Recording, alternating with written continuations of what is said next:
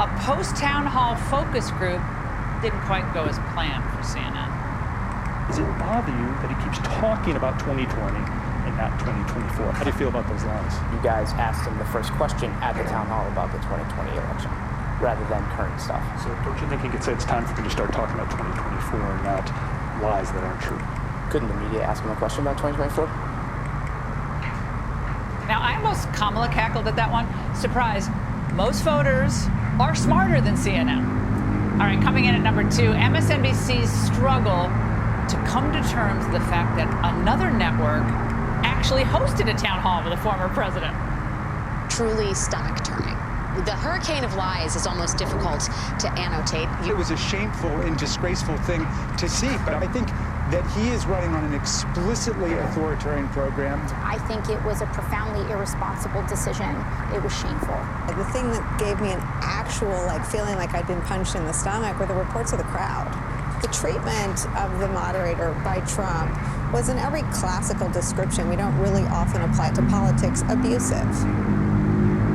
Abusive would be having to watch liberal mom Chardonnay Hour each afternoon on MSNBC. And last but not least, our number 1, courtesy of the imbecilic talking pompadour and namesake of Morning Joe.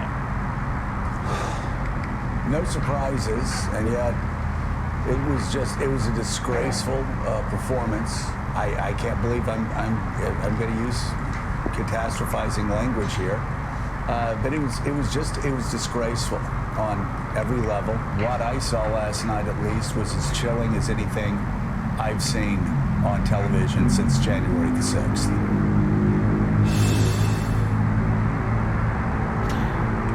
That three-quarter zip almost just came flying right off of him. He was so upset.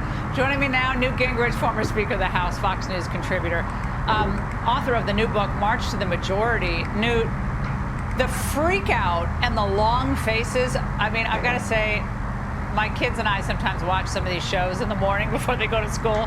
We were screaming laughing this morning because my 12-year-old's like, well, everyone looks so upset. Why are people so upset? I said, because Trump did really well at this town hall. And then he just said, when's breakfast? Newt, what about this? Well, look, I mean, Charles Dickens wrote A Tale of Two Cities. Someday somebody's going to write A Tale of Two Countries.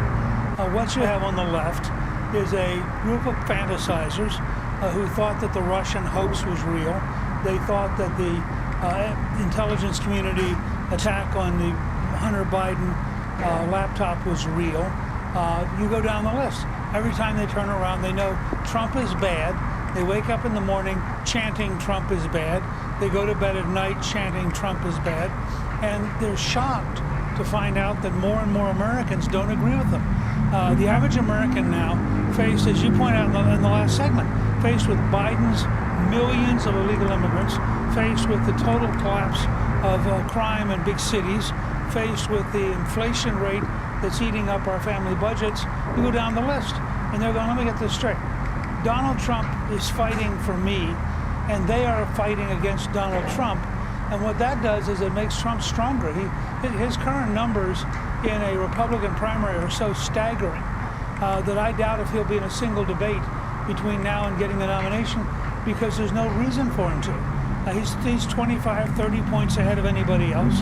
And the reason is he is seen by everybody on the right as the one person with the courage and the strength to stand between them and a truly crazy left-wing establishment. And we know it's true because we've now watched him take this beating for 7 straight years, and he's still standing. It's an astonishing performance. Yeah, what about the GOP elite types, the establishment types? You saw some of them trotted out today. You hear about John Cornyn or Thune or Todd Young.